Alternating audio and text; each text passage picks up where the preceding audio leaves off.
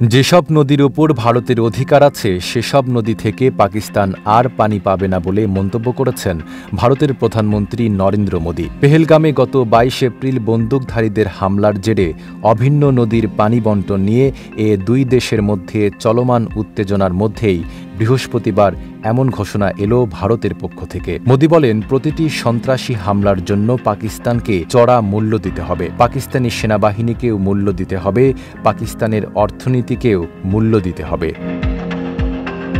সামরিক দিক বিবেচনায় চলতি মাসে অর্ধ শতাব্দীর মধ্যে সবচেয়ে বড় সংঘর্ষে জড়িয়েছিল ভারত ও পাকিস্তান। অপারেশন সিঁদুর নাম নিয়ে এবার ভারতই আচমকা আঘাত করে বসে পাকিস্তানে, যার জবাব পাকিস্তানও দিয়েছে ফিরতি হামলায়। ৪ দিনের পাল্টাপাল্টি সংঘাত শেষে দুই দেশ যুদ্ধবিরতিতে রাজি হয়। তবে এই সংঘাতের মধ্যে অনিশ্চয়তার মুখে পড়েছে বহুল আলোচিত সিন্ধু পানি বণ্টন চুক্তি। ১৯৬০ সালে বিশ্বব্যাংকের মধ্যস্থতায় স্বাক্ষরিত সিন্ধু পানি চুক্তি স্বাক্ষর করে ভারত পাকিস্তান। চুক্তি অনুযায়ী প্রতিবেশী এই দুই দেশ নিজেদের মধ্যে সিন্ধু নদ ও তার উপনদীগুলোর পানি বণ্টন নিয়ন্ত্রণে সম্মত হয়েছিল। কিন্তু অপারেশন সিঁদুরের পর চুক্তিটি স্থগিত রাখার ঘোষণা দেয় দিল্লি। এবার মোদী জানালেন, কেবল সিন্ধু নদী নয়, তার দেশের মধ্য দিয়ে প্রবাহিত কোনো নদী থেকেই পাকিস্তান আর কোনো পানি পাবে না। মোদী এমন এক সময় এমন ঘোষণা দিলেন যখন সিন্ধু পানি চুক্তি সংশোধনের প্রস্তাব দিয়ে ভারতকে